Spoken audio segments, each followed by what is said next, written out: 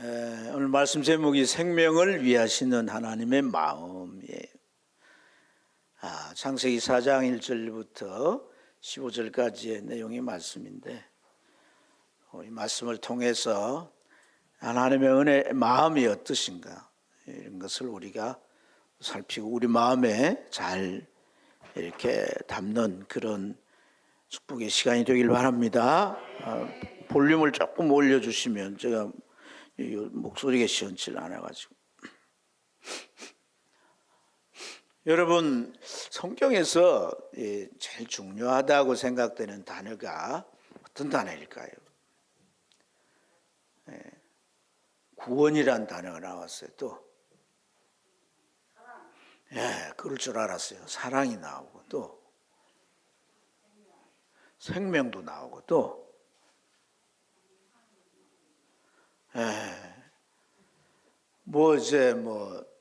사랑이 나왔으니까 믿음도 나올 테고, 소망도 나올 테고. 제가 조금 늦은 나이에 신학교 가서 봄학기를 끝나고 가을학기 때 MT를 갔는데, 지도 교수께서 예배를 인도하다가 이 질문을 하시는 거예요.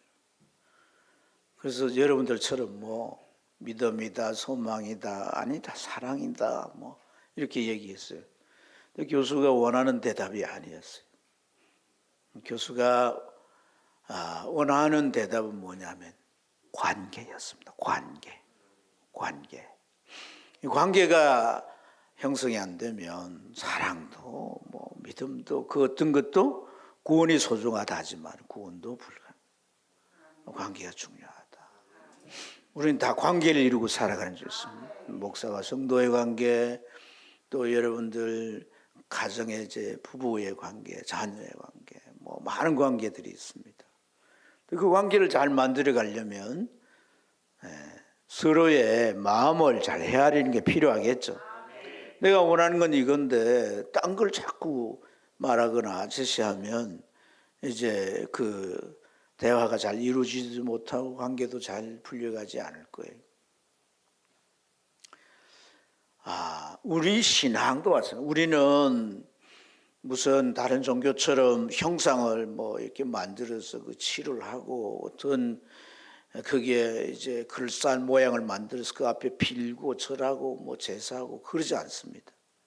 기독교는 어떤 면에 관계 종교입니다. 하나님과 나의 관계가 이루어지지 아니하면 그 다음에 그 어떤 것도 어찌 보면 무의미할 수 있는 거예요. 심지어 예배마저도 그분과 나와의 관계가 이루어지지 않으면 사실 그냥 어떤 허상에게 하는 것과 다를 바가 없습니다. 관계가 중요한 거죠. 그러기 위해서는 우리가 뭘 해야 돼요? 하나님의 마음을 알아야 되는 거예요. 그 속에 나를 향하신 뜻을 알아야 돼요. 할렐루야.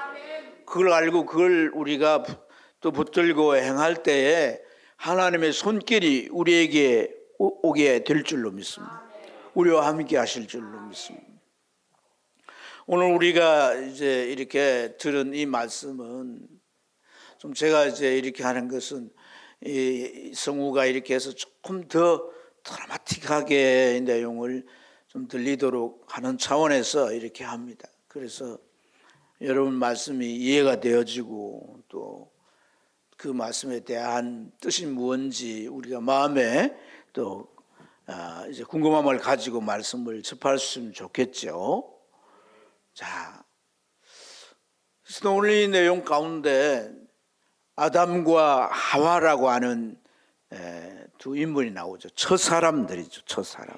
하나님 아담을 지으시고 잠들게 해서 갈빗대를 취해서 하와를 창조하시고, 하나님이 창설하시고 준비하신 에덴 동산에 살게 하셨어요. 하지만 그들이 범죄하고 그 에덴에서 쫓김을 당합니다. 그들이 나와서 사는 삶은 새로운 삶이에요. 그런데 과거에 살았던 에덴 동산과는 다른 삶이에요. 그들이 하나님의 말씀을 따라서 농사를 짓고 채소를 심어 거두어서 먹고 살아가야 되는데, 죄로 인하여 그 땅은 더 저주를 받았어. 여기저기 가시와 엉겅퀴가 납니다. 그걸 걷어내고 또 밭을 일구어서 씨를 뿌리고 가꾸어서 이렇게 그걸 또 거두어서 먹고 살아간다는 게 땀을 흘리는 삶인 거죠. 땀을 흘리는 삶. 수고하고 땀을 흘려야 되는 이런 삶을 사람. 농사 짓는 것 몰라요. 배우지 않았어요. 그러니까 스스로 터득해야 되잖아요.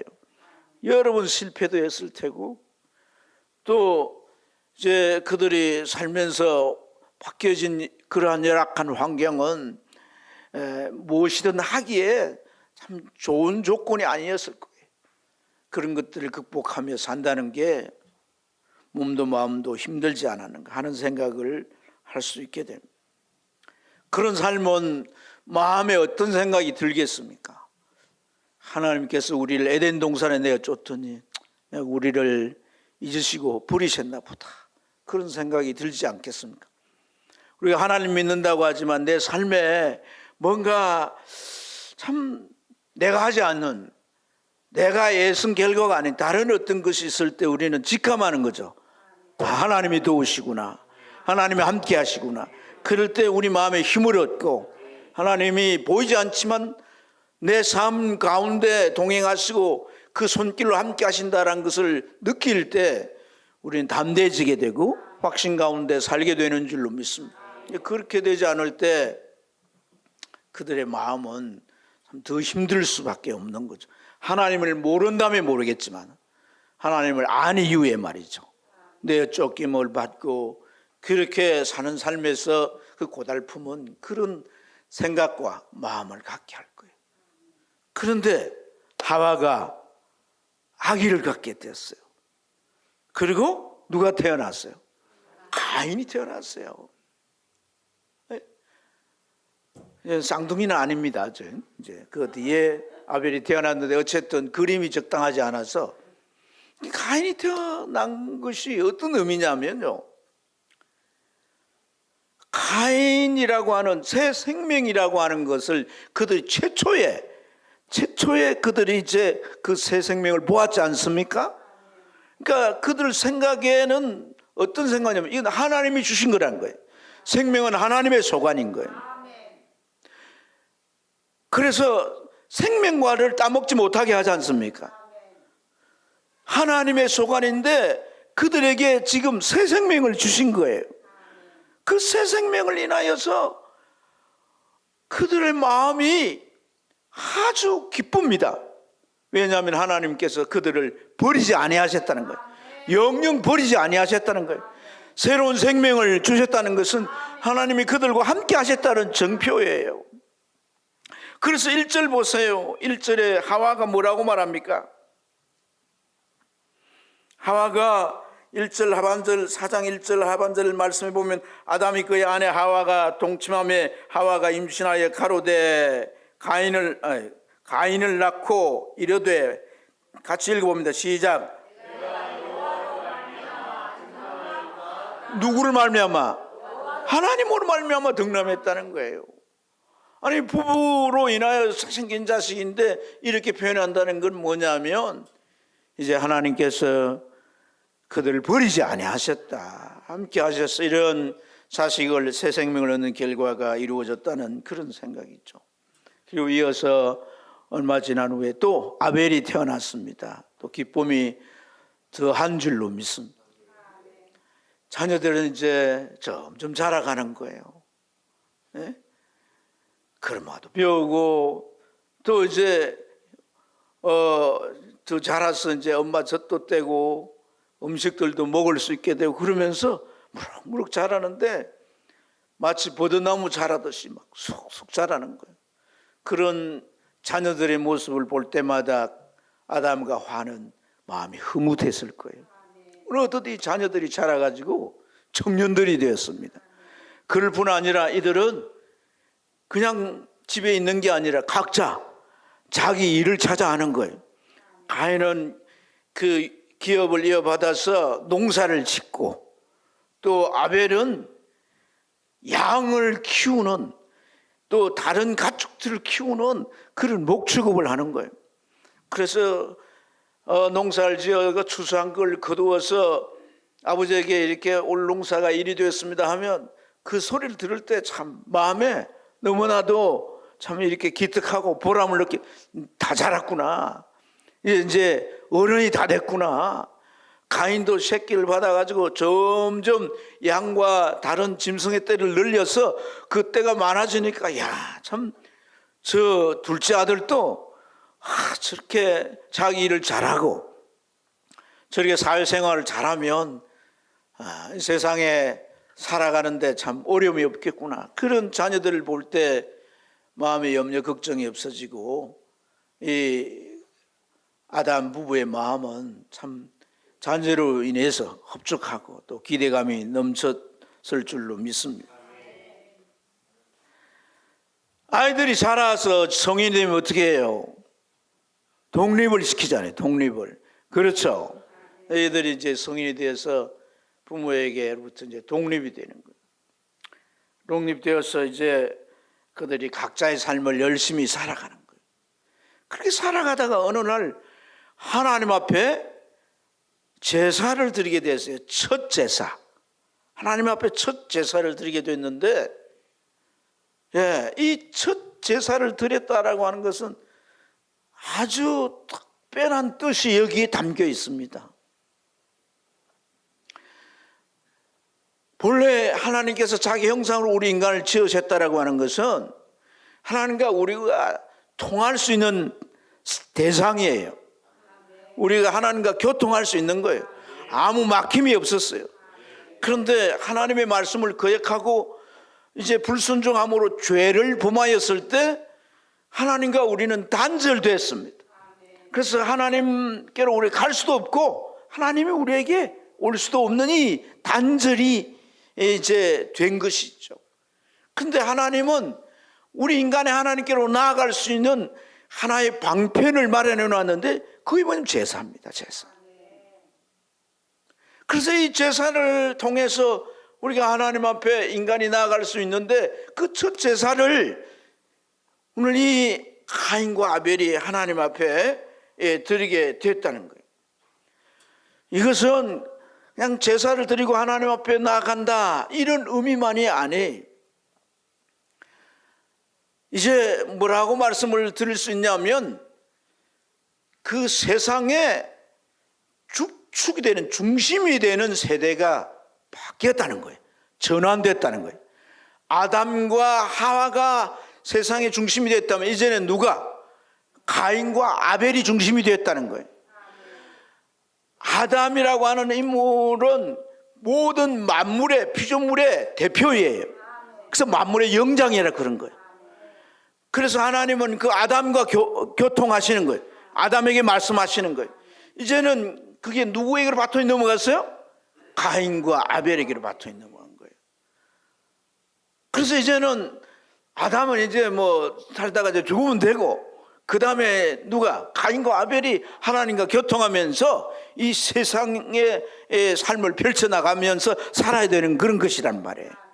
그런 의미의 제사란 거예요. 제사. 아멘. 자, 그런 의미의 제사이기 때문에 여러분 이 제사가 굉장히 중요한 뜻이 있는 거예요. 그래서 여러분 오늘 우리가 읽은 말씀 가운데 3절을 한번 읽어보겠습니다. 3절 시작.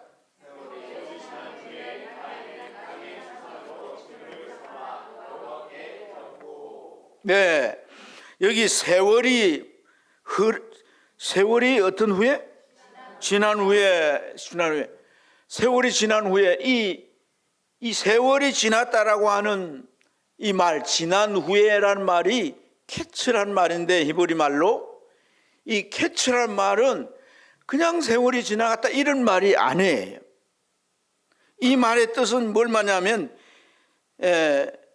정해진 기한이 다 되었다 이런 말이에요. 무슨 뜻이라고요? 정해진 기한이 다 되었다. 그 말은 다르게 설명을 드린다면 이제 이 가인과 아벨이 이제 정상적으로 자랐다는 거예요. 비로소 하나님과 뭐 할 수 있는 상대할 수 있는 이러한 이제 때가 됐다 그 말이에요. 아멘. 그래서 이러한 때에 이들에게 제사를 지내도록 하나님이 섭리했다라고 하는 이것은 굉장히 중요한 의미가 있는 거예요. 그래서 이 캐츠라고 하는 단어가 성경 전체에서 어떻게 쓰여지냐면 추수할 때를 캐츠라는 단어를 써요. 그리고 심판할 때 또한 이걸 캐츠라는 단어를 씁니다. 그러니까 이들을 하나님이 심판하는 게 아니고 이제 이들이 아담과 하와처럼 세상의 중심이 되는 인물, 하나님과 교통할 수 있는 인물로 하나님께서 이제 보시기 위한, 평가하는 그런 의미가 이 제사에 내포되어 있다는 거예요. 참 중요합니다. 우리가 신앙으로 살아갈 때 하나님은 우리를 그냥 막 이렇게 잘 살아가네 그렇게 하지 않습니다. 어떤 정한 때가 되면 하나님께서 이렇게 보십니다. 흔들어 보시는 거예요. 평가하시는 거예요. 네가 정말 나의 뜻을 위해서 쓰여질 수 있겠는가? 내 뜻을 이룰 수 있는 그러한 자질이 있는가? 반드시 하나님은 우리를 체크하시는 거예요. 이게 바로 그런 시간.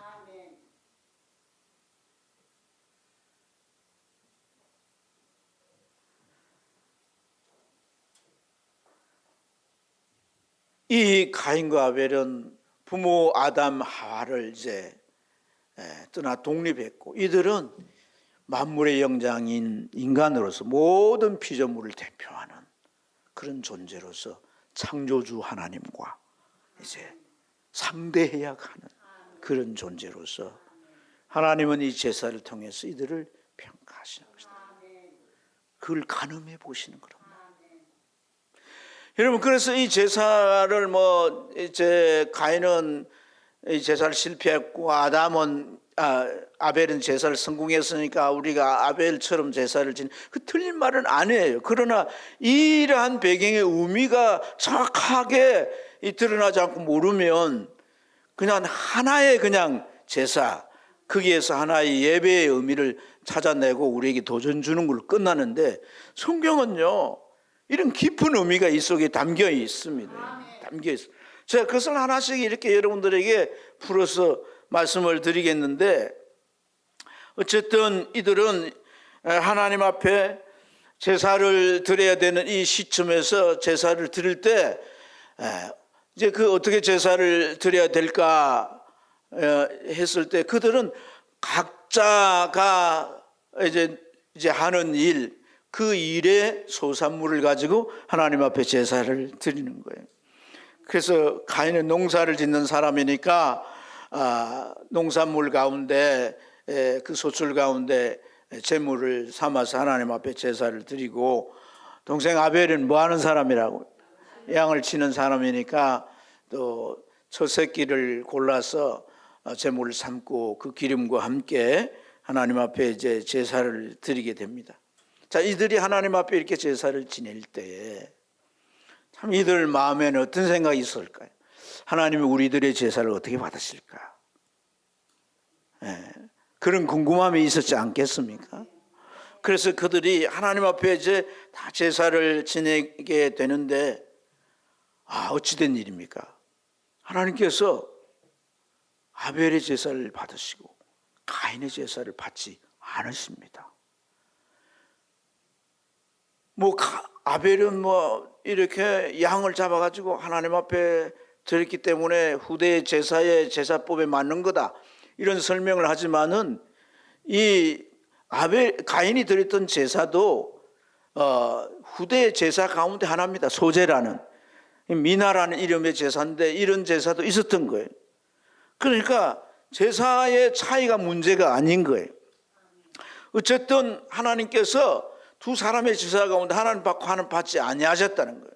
근데 문제는 가인이 자기 제사를 받지 않는 하나님에 대해서 그냥 하나님 받지, 내 제사 안 받았네?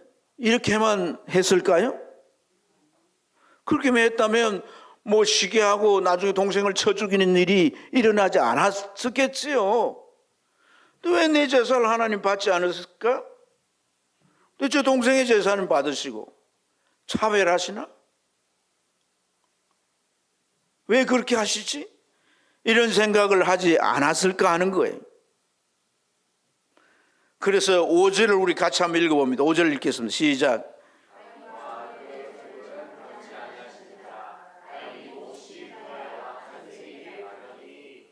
예, 여기에 우리가 주목해야 할 단어가 뭐냐면 안색이 변하니 이랬어요. 안색이 변할 때는 왜 변해요? 마음 상태에 의해서 안색이 변하죠. 내 마음이 기쁘다 할 때 여러분 안색이 어떻게 변해요? 그냥 한번 해보세요. 환해지죠. 얼굴이 홍조빛을 띠면서 환해지잖아요. 그렇죠. 싱글벙글하면서. 근데 내 마음에 막 너무나 안 좋아. 시기가 질투가 일어나고 막 누굴 막 미워하는 마음에 막 치달아서 치솟는 거예요. 그럴 때 우리 마음이 어때요? 전혀 그런 경험을 안 해본 사람처럼 앉아 계신데 내 마음이 막 그렇게 아주 극도로 안 좋아지게 되면 샛노래집니다. 노래집니다. 화가 나고 미움이 막 머리까지 오르면 어떻게 해요? 노래지는 거예요. 그래서 성도들을 이렇게 보면 노래진 분을 보면 어이구 가까이 갔다가는 또 날바락이 떨어질지 모르니까 조심하죠. 오늘 하나님께서 가인에게 와서 네 안색이 왜 그렇게 변했느냐라고 말씀하셨어요. 하나님께 불만이죠. 자기 제사를 받지 않아야 하셨으니까. 또 하나는 그 제사가 하나님에 올라가자 막 기뻐하면서 춤을 추고 막 찬양하고 하나님의 명곡 이렇게 하는 아벨을 본 순간 그 마음이 시기심이 일어나고 분노가 그 안에서 막 치솟았던 것이죠. 그래서 그의 안색이 이렇게 바뀌어졌다는 거예요. 여러분 어찌 보면 가인을 이해할 수 있을 것 같아요. 우리도 그렇지 않습니까? 사람의 관계 속에서 뭐 질문 있으면 나중에 하세요. 사람의 관계 속에서 저 사람은 내가 좋은데 저 사람은 나에게 다가와서 좋게 교제하지 않고 내가 별로 안 좋아하는 사람하고 교제를 할 때 내 마음이 어때요? 시기가 일어나고 질투가 일어나지 않습니까? 그런 걸 드러내고 싶지는 않습니다. 그죠? 그게 아주 치졸한 사람으로 보이니까 드러내고 싶지는 않지만은 그렇게 될 때 우리의 마음이 아주 안 좋아지고 시기가 질투가 일어나면서 때로는 어떤 그 상황에 대해서 분노 감정이 일어날 수 있는 거예요. 제가 전도사 때 아이들 데리고 중고등부 데리고 저 수련회를 갔는데 낮에는 이제 말씀 가르치고 또 찬양도 하고 이러고 밤에는 집회를 했어요. 혼자서 1인 3역을 다는데 그 장소를 좀 다른 데를 옮겨서 집회를 했는데 막 우리가 성경에 하나님의 성령께서 임하는 그런 역사가 있다. 그때 회개가 일어나고 우리가 변화되는 경험을 하는데 그걸 쭉 말씀을 전하고 우리가 성령을 사모하고 한번 기도하자. 그래서 하나님 앞에 그런 이제 집회 시간을 가졌는데 이상한 일들이 막 일어났어요. 아이들이 막 회개하고 눈물 콧물 흘리더니 오늘 이 자리에 그 장본인들도 있을 텐데 막 방언을 하는 거예요. 막 방언을 하고 방언이 터져서 막 두두랄라 하는데 자기들도 막 하면서도 막 이상해하고 막 이렇게 하는 거예요. 그런데 그 중에 한 학생이 방언을 하지 못한 것에 대한 엄청난 아쉬움이 있었던 거예요. 그리고 이제 저녁에 집회니까 마치고 씻고 이제 숙소에 들어가서 다 자는데 한밤중에 난리가 일어난 거예요. 동네에서 막 한 사람이 막 소리를 지르면서 왔다 갔다 하는데 그게 사람 소리가 아니고 무슨 뭐 이상한 소리를 두드랄라 하면서 막 지르고 다니까 사람들이 자다가 불났는지 무슨 큰 병구가 일어난지 깨가지고 쳐다와서 웅성거리며 보는데 누가 와서 나를 깨우길래 가서 보니까 바로 그 아이가 완전히 막 인사불성이 돼가지고 막 그렇게 온 동네를 뛰어다니면서 두드랄라 하는 거예요. 막 사람들이 붙잡을 수가 없어요. 얼마나 날쌘지. 그래가지고 저 삼천포에 목회하고 계시는 그 전사님 청년 때인데 가서 붙잡아라 이래가지고 도망가지 못해 양쪽에 둘이 붙잡았어요. 붙잡았는데 얼마나 힘이 세는지 막 그래서 붙잡아가지고 이제 데리고 와서 막 기도를 하는데 보니까 애가 눈이 충혈돼가지고 저를 보질 않아요. 저를 보질 않고 막 이렇게 눈을 뱅뱅 돌리면서 그래요. 그제 직감에 이게 뭐 탈이 났다 이게 완전히 미쳤구나. 근데 제가 막 마음에 막 근심이 막 가득 찬 거예요. 왜냐하면 이 아이가 독자거든요. 어머니는 이 아들을 낳아가지고 재혼도 안 하고 이 아이만 바라보고 키웠어요. 그런데 지금 이 아이가 이 상태로 집에 돌아가면 어떻게 되겠어요?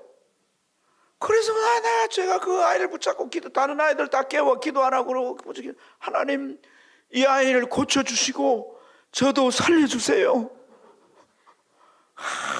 저를 기도를 했더니 한참 거리를 몇 시간 기도하고 난 다음에 이 아이가 쓰러지는 거예요.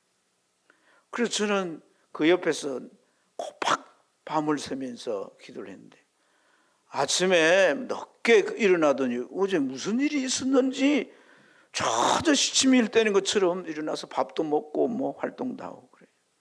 제대로 된 거예요. 부르다가 너 어제의 일을 기억하냐? 생각난다는 거예요. 왜 그랬냐? 본인이 다른 아이들 다 방을 받은 자기 못 받아가지고 그 방언이 하고 싶어서 막 너무너무 견딜 수 없더란 거예요. 그래서 다른 아이들 다 잘 때 혼자 나와가지고 방언을 받기 위해서 아무리 기도해도 안 되길래 자기 입으로 그냥 해봤다는 거예요. 해봤는데 그때부터 뭐 이상하게 되더니 그냥 그 자리에 앉아 있을 수가 없고 자기가 뛰쳐나가게 돼서 거짓을 했다는 거예요. 그러니까 하나님과의 관계부터 되지 않고 어떤 결과물부터 취하려고 할 때 여러분 오늘 여기 말씀 우리 한번 읽어보겠습니다. 이 가인에게 하나님이 뭐라고 말씀을 하시냐면요. 가인에게 하신 말씀 가운데 7절을 한번 같이 읽겠습니다. 시작.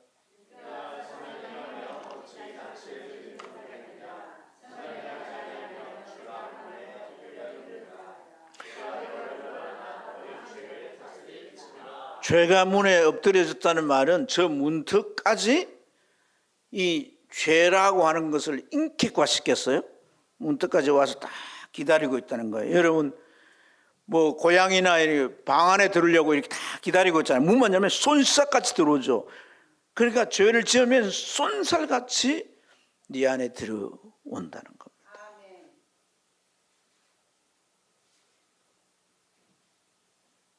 그래서 하나님께서 이 가인에게 지금 네가 나에 대해서 불만과 또 제사를 성공한 내 동생에 대해서 시기함과 이런 것으로 인한 이 분노의 마음을 네가 고치란 거예요. 그 마음을 바꾸지 아니하면 죄가 너를 삼켜버릴 것이다. 너를 지배할 것이다. 이후에 더 큰 문제가 네게 일어날 수 있다라고 하는 하나님의 경고죠. 경고. 안타깝게도 가인은 그 하나님의 말씀을 무시해버리고 그 분노 감정을 계속 가지고 있을 때 사단은 마치 문턱에서 기다리고 있는 듯다가 죄를 짓고자 마음에 결정하는 순간에 쑥 들어가서 그를 사로잡아서 저 들에 있는 동생을 향하여 다가가서 쳐서 죽여버리고 마는 거예요. 그래서 요한 사도는 뭐라고 하냐면 가인이 악한 자에게 속해서 동생을 죽였다고 그렇게 말씀합니다. 사랑하는 여러분, 오늘 이 말씀 속에서 우리가 정말 고민하고 깊이 생각해 봐야 될 것은 무엇이 문제냐는 거예요. 예배가 문제냐는 거예요. 가인과 아벨이 하나님 앞에 제사를 드렸는데 이 제사가 문제냐는 거예요. 하나님은 왜 가인의 제사를 받지 아니하셨을까? 우리가 이러한 부분에 대한 의문을 가지고 이 말씀을 잘 이해해야 되는 거예요. 가인이 하나님 앞에 제사를 동생과 같이 드렸지만 하나님이 그 제사를 거부하시고 받지 않은 이유가 무엇일까? 여기에 대해서 우리가 정확하게 이해해야 되는 거예요. 이걸 이해하지 못하면 우리는 예배에 대해서 우리는 전혀 다른 모습으로 하나님 앞에 예배할지 몰라요. 우리의 예배가 하나님 앞에 어떤 면에서 이 가인처럼 상달되지 아니할 수도 있습니다. 오늘 이 문제가 해결돼야 되는 거예요. 자, 오늘 이 말씀에서 하나님께서 이제 제사가 안 올려지니까 가인이 막 분노하는 마음을 가지고 있을 때 찾아오셔서 하신 말씀이 이 6절과 7절인데 특히 이 7절 말씀에 보면 7절에 보면 내가 선을 행하면 어찌 낯을 들지 못하겠느냐라고 말했어요. 자, 이 선을 뭐하면 행한다는 게 행위에 이 선이라는 건 마음에도 있고 행위도 있잖아요. 그죠? 그렇지 않습니까? 물론 시기하고 막 마음의 분노를 품는 이 자체 이것도 어찌 보면 그 이제 행동이라고도 표현할 수도 있겠지만은 그러나 그것은 이제 행동으로 나타나야 되는 문제와 연관해서 볼 때 아직도 행동이 아닌 거예요. 그 마음 안에 뭡니까? 마음 안에서 일어나는 거란 말이에요. 그러면 여기 이 말씀은 뭐예요? 선을 행하지 아니하면 이란 말씀은 어디에 있는 거예요? 제사의 문제에 있는 거예요. 제사의 문제. 예물의 문제가 있는 거예요. 제가 서두에 제사라고 하는 건 뭘 의미한다고 그랬죠? 이 캐츠라고 하는 이 말이 뭐라고 했습니까? 하나님께서 가인과 아벨을 이제 모든 피조의 대표로 삼으시고 그와 하나님이 이제 관계하시기로 그를 통해서 말씀하시고 세상을 다스려 가시는 일을 하시려 할 때 이 제사를 통해서 두 사람을 평가한다 그랬어요. 그러면은 여러분 이러한 이 두 사람의 제사에 있어서 우리가 눈여겨볼 부분은 뭐냐면 예물인데 이 예물 아까 가인은 자기 소산을 가지고 제물을 삼아 예물을 드렸고 또 제사를 드렸고 아벨은 이 양의 첫 새끼 기름으로 하나님 앞에 제사를 지냈다고 그랬어요. 이것에 대하여 히브리서 11장 4절에 보면 히브리서 기자가 잘 설명해 주고 있습니다. 제가 대독해 드리면 믿음으로 아벨은 가인보다 더 나은 제사를 하나님께 드림으로 의로운 자라 하시는 증거를 얻었으니 하나님이 그 예물에 대하여 증언하십니다. 그가 죽었으나 그 믿음으로서 지금도 말하느니라 그랬어요. 하나님이 뭐에 대하여 증언하신다고? 예물에 대하여 증언하신다는 거예요. 예물. 그러면은 오늘 여기에 이 가인의 예물과 아벨의 예물을 비교한 거예요. 비교해. 아벨의 예물은 믿음으로 드리는 예물이고 그래서 가인의 제사의 예물보다도 아벨의 제사 예물이 더 나은 제사 예물이라고 말하잖아요. 비교법을 썼다는 거예요. 여기 이 비교라고 하는 것은요 무슨 예물의 양이나 그것의 뭐 고급 정도나 이런 것에 대한 의미가 아니에요. 하나님이 보실 때 그들의 마음 중심이 그 예물에 담겨져 있다는 겁니다. 그렇다고 할 때 오늘 이 아벨의 중심은 뭐예요? 첫 새끼를 가져서 하나님 앞에 드렸습니다. 자기가 양을 기르고 그 가운데 처음 난 새끼면 어떻게 할까? 어떤 마음일까? 너무 귀하죠. 소중하지 않겠습니까? 그리고 그 기름으로 하나님 앞에 잘 태워서 드리도록, 기름을 거기에 같이 들었다는 것은 예물이 잘 태워서 향기롭게 태워서 올려드리고자 하는 그러한 중심이 여기에 담겨져 있어요. 그러나 가인은 어떻습니까? 그냥 자기 곡식 농사한 소산 가운데 하나를 취해서 그냥 드렸습니다. 이 어찌 보면 큰 차이가 아닐지라도 이 차이는 우리에게 뭘 깨닫게 해주는 거예요. 가인의 제사는요, 하나님 앞에 정성을 다해 드리지 않았다는 이 의미는 뭘 말합니까? 오늘 제가 말씀을 드릴 때에 정말 이 개처 시간이 지난 후에 하나님이 그들을 테스트하는 이 테스트의 의미가 무엇입니까? 이제 너희들은 나와의 관계가 이루어졌어. 나를 통해 세상을 다스리는, 나의 뜻대로 세상을 다스리는 그런 자로 세워져야 하는지에 대해서 너희들을 내가 평가하겠다는 거 아니겠습니까? 가인이 자기 소출 가운데 아무거나 해서 제사를 드렸다라고 하는 것은 그런 하나님의 뜻에 대해서 무관심하거나, 더 나아가서 그런 하나님의 뜻에 동의하지 아니할 수 있다.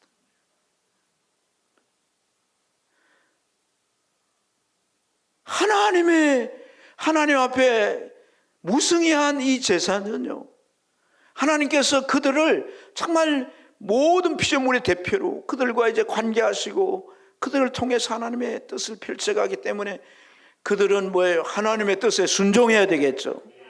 뜻을 따라야 되겠죠. 그러니까 그것이 그 제사의 제물 속에 잘 표현되어져야 한다 이 말입니다. 표현되자. 그러나 아벨은 잘 표현되어 있지만 가인의 제사는 그것이 표현되어 있지 않습니다. 이것은 뭘 말합니까? 바로 그 아담이 지었던 죄의 본성이 그대로 드러나 있다는 거예요. 지금까지 내가 농사 짓고 이렇게 살아왔는데 하나님께서 이제 와서 나에게 당신의 뜻을 드러내시고 이렇게 살아라 저렇게 살아라, 나 그 구애받기 싫어.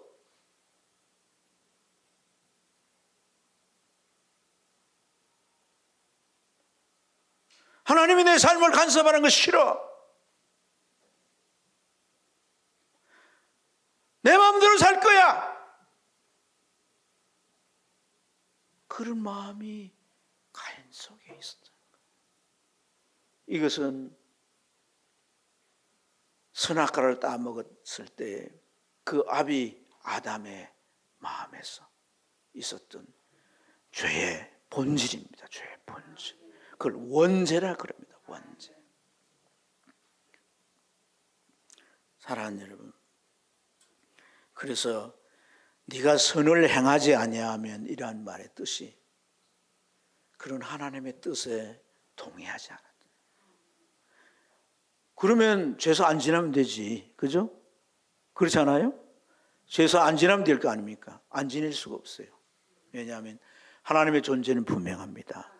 하나님의 뜻을 거스렸다가 그 아비가 어떻게 됐습니까? 에덴 동산에 내 쫓김을 받았습니다. 하나님 지금 제사를 요구하는데 이걸 하지 않으면 하나님 앞에 노골적으로 내가 반발하는 것이니까 혹시 하나님이 나한테 불리하게 하실지 몰라. 내 삶을 하나님께서 축복을 다 거두고 가실지도 몰라. 그렇기 때문에 제사는 하는데 난 내 마음대로 살 거야 라고 하는 마음이 그 안에 있었다. 아벨은 후대의 제사법이 희생제로 다 드려지게 되는데 그걸 알지 못했을 거예요. 자기는 양을 키웠고, 그런데 그 양을 첫 새끼를 가지고 하나님 앞에 희생제물로 드렸는데 이것은 어떤 면에서 하나님의 뜻에 부합된 겁니다. 제사가 뭐며 예배가 뭡니까? 나의 원죄성을 부복하는 겁니다. 하나님의 뜻 가운데 내가 살겠다는 겁니다. 그래서 제사에는 뭐가 필요합니까? 희생이 필요한 겁니다. 고향의 모든 제사가 뭐가 있습니까? 희생이 있는 겁니다. 우리는 여러분 벌풀하게 살아있는 이러한 모습으로 내가 하나님 앞에 나아갈 수 없습니다. 그래서 누굴 의지해야 합니까? 예수 그리스도를 의지해야 합니다. 왜 예수 그리스도를 의지해야 합니까? 그분이 십자가에 죽으실 때 나의 옛 사람도 함께 죽었습니다. 거기에 희생이 있는 것입니다. 그분이 흘리신 보혈로 나는 정결해질 수 있고 부활하신 새 생명을 힘입어서 내가 하나님 앞에 나아갈 수 있습니다. 그 새 생명은 내가 하나님 앞에 나아갈 수 있는 하나님의 의가 내게 주어졌기 때문입니다. 거기에는 반드시 희생이 있다는 것입니다. 그래서 나는 내가 그냥 내가 혼자 이렇게 하나님 앞에 오는 게 아니에요. 예수 그리스도를 의지하고 왔습니다. 오늘 이 예배에 정말 내 앞에 누가 계시냐? 예수 그리스도가 계시고 그를 의지하고 내가 하나님 앞에 나아가는 거예요. 내가 주일 성수 안 하고 예배 안 드리면 하나님 나 벌 줄까 봐? 그런 거 아닙니다, 여러분.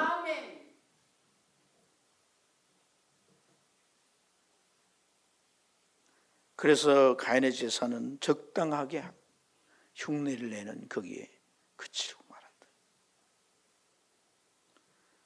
사랑하는 여러분,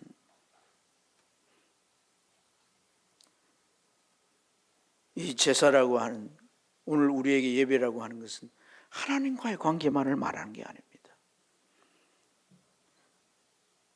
나와 너, 그리고 가족, 그리고 우리 공동체, 나의 인간됨을 회복하는 거예요. 여러분, 동생을 죽이고 가인에게 하나님 그래서 내 동생 어찌 되었냐 물을 때 그거 뭐라고 대답합니까? 지키는 자니까. 여러분, 죽여놓고 지금 이런 말을 하지 않습니까? 그죠? 살해 사실을 숨기려면 어떻게 말해야 되겠어요? 나 안 죽였어요 이렇게 말해야 되지 않겠습니까? 그러나 내 동생을 지키는 자니까. 형은 동생을 보호해야 돼요, 안 해야 돼요? 그게 형제의 의무예요. 이웃을 보호해야 돼요, 안 해야 돼요? 그게 인간의 본분이에요. 노인들이 자기 앞에 걸어가는데 꼴보겠냐고 뒤에서 차버리고 차도에 밀어버리고 힘없는 여성이라고 돌리차기를 해가지고 쓰러진 걸 갖다가 끌어다 가서 강간을 시도하고, 이게 다 인간성 상실인 거예요. 예배가 뭡니까? 바로 하나님 앞에서 이 본성, 죄성을 타고 내 안에 본성으로 자리 잡고 있는 이 죄성을 정말 예수 그리스도 한 십자가에 죽이고 나의 인간됨을 다시 회복해서 하나님의 말씀에 순복하여 내가 하나님께서 이 땅 위에 지은 모든 피조물 가운데 대표로서 인간된 모습을 회복하여 사는 그것이 바로 이 예배의 본질인 것입니다. 이것이 제대로 이루어지도록 이 예배에 올 때마다 하나님은 은혜를 주시고, 그래서 내가 내 가정에, 내 직장에, 내 삶의 터전에서 그 하나님의 자녀된 그 본연의 모습을 우리가 잃지 않고 살도록 하시는 것이 이게 작은 복이 아닌 거예요. 우리 안에 있는 이 죄의 본성을 그대로 내버려두면 이것은 내 현실의 눈앞에 나타난 여러 가지의 욕심이 발동해서 또 다른 죄를 짓게 되고, 형제의 것을 빼앗아야 되고, 이웃의 것을, 동료의 것을 가로채야 되고, 내 것으로 만들어 쌓아놔야 되는 동물과 다른 바 없는 삶을 사는 거예요. 동물 보세요. 동물의 세계를 보세요. 배고프면 아무나 잡아먹습니다. 같은 동료로도 잡아먹습니다. 인간은 그렇게 하면 안 되는 거예요. 사랑하는 여러분, 그래서 정말 내가 내 동생을 지키는 자니까 창조주 하나님 앞에 방자한 표현인 거예요. 내가 네 본분을 찾으라고, 내가 너를 내 형상으로 지음받은 인간된 모습을 찾아 살려고, 그걸 확인하려고 이 제사를 드리게 해. 그걸 거부하고 그에 대해서 네가 반발한다면 내가 너를 징벌하는 문제뿐 아니라 너는 더 불행한 삶을 살 수밖에 없다는 거예요. 그것이 뭐냐면 영원한 생명을 잃는다는 거예요. 사랑하는 여러분, 참 우리에게 중요한 것은 자성이에요. 자성. 마음이 굳어지지 마세요. 강팍해지면 안 됩니다. 우리는 항상 하나님 앞에 자성하는 마음. 그럴 때 하나님은 이 예배 자리에도 성령을 보내셔서 우리를 일깨워 주시고, 여러분,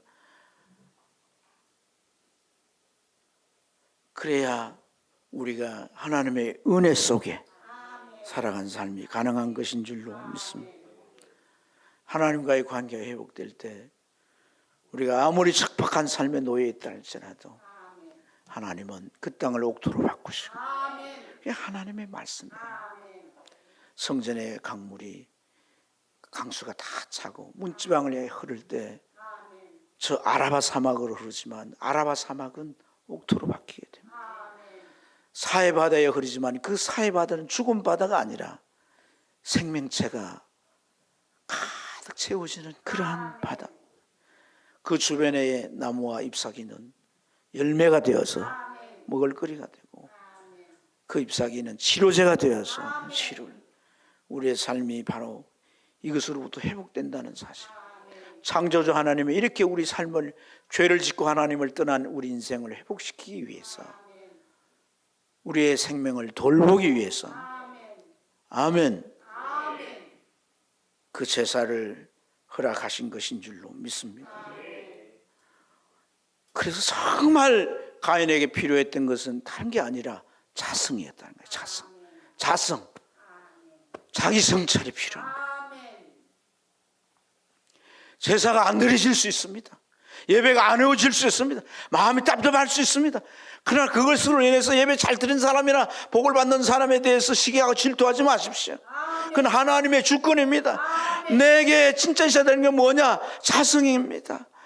하나님은 이 예배를 통해 나와의 그 관계를 이제 맺으시고 나를 축복하기를 원하시는 그 하나님의 선하심을 내가 정말 알고 그 선한 마음을 가지고 하나님 앞에 나와 예배하는 이런 모습이 우리에게 필요한 거예요.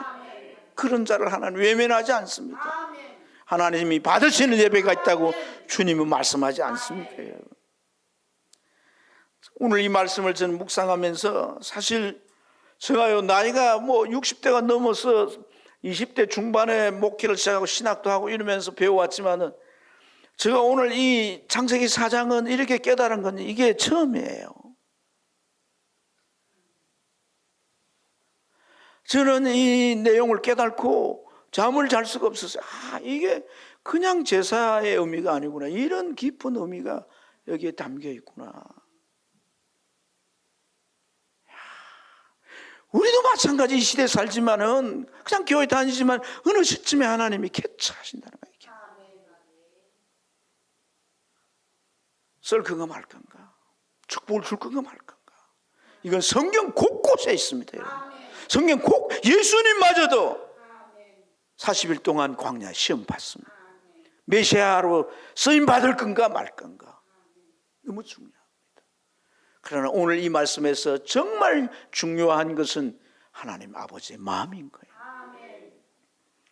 비록 자기 의지대로 살겠다고 예배도 적당히 드리면서 손해는 안 보려고 이렇게 한 이 가인이, 그래서 결국은 사단에게 접합되어서 그 사단의 손발이 되어서 하나님이 이제 세우시고 하나님이 말씀하고 쓰려고 하는 아벨을 죽여버렸는데, 하나님은 그러한 폐누나 같은 극악한 죄를 지은 이러한 이 가인이 반드시 죄를 졌으니까 하나님이 공의에 의해서 내 쫓김을 다 유리하는 자가 되고 말 수밖에 없죠.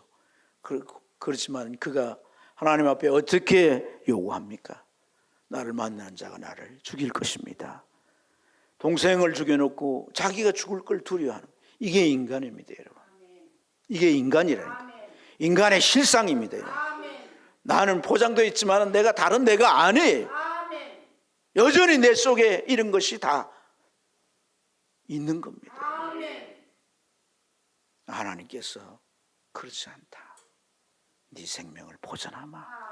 표를 주셨다고 말합니다. 한번 같이 읽어보도록 하겠습니다. 15절 읽습니다. 시작.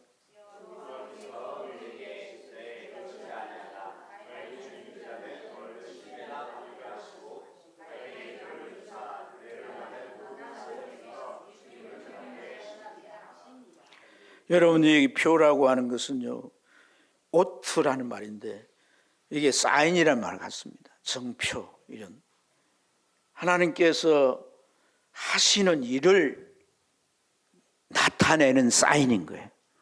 하나님이 하시는 일을 나타내는데 어떻게 나타내십니까? 가인의 생명을 지키시는 거예요. 이 표를 통해서. 누구도 너를 죽일 수가 없다.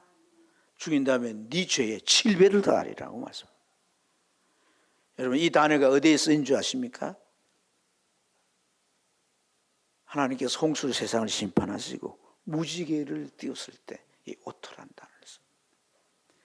예수님이 이 땅 위에 오실 것을 이사야를 통해 예언할 때 이사야 11장 7절에 처녀의 아들로 태어날 것이다 할 때 그때 그 정표란 이 오토란 단어가 쓰여지게 됩니다. 그가 받은 표는 뭘 의미합니까? 이 땅 위에 우리를 죄 가운데 구원하실 예수 그리스도를 상징하는 것입니다. 가인이 살인죄를 짓고 그렇게 극악한 죄를 짓고 벌을 받고 떠나갈지라도 하나님의 마음은 그가 영원한 생명을 잃지 않기를 원하신 거예요. 육신의 생명이 끝이 아닙니다, 여러분. 전부가 아닙니다. 우리 한 70평, 80평생 살다가 끝나는 게 전부가 아닙니다. 성경은 이렇게 처음부터 끝까지 두 생명을 얘기하고 있습니다. 우리는 이 하늘의 생명, 하나님이 주신 이 생명의 가치를 깨달아야 되는 거예요. 이거에 대해서 희미해지면 안 되는 거예요. 우리가 주님 앞에 나와 예배하지 못하면 희미해질 수밖에 없습니다. 이 생명으로 살 수가 없는 거예요. 살지 못하는 거예요. 이 생명으로 살라는 거예요.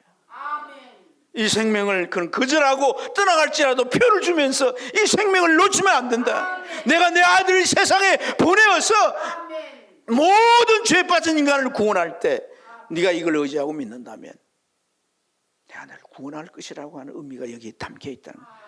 어떤 죄, 그 제목이 중요한 게 아닙니다, 여러분. 이 사람은 이런 죄를 지었으니까 마땅히 벌을 받아. 이 사람은 지옥 가야 돼. 그런 게 아닙니다, 여러분.